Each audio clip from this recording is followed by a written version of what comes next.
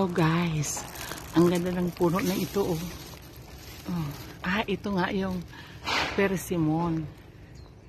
Yan, persimmon yan. Daming bunga.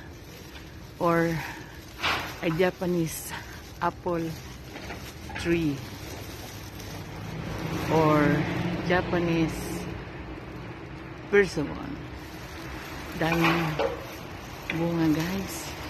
Malapit na to sa aming bahay. Tingnan natin yung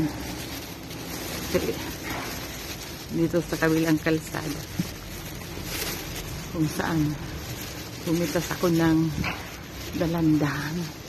Guys, so ang daming bunga.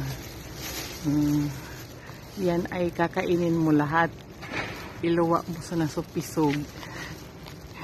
Dami guys. So, pwede kang humingi. Bawal pumitas.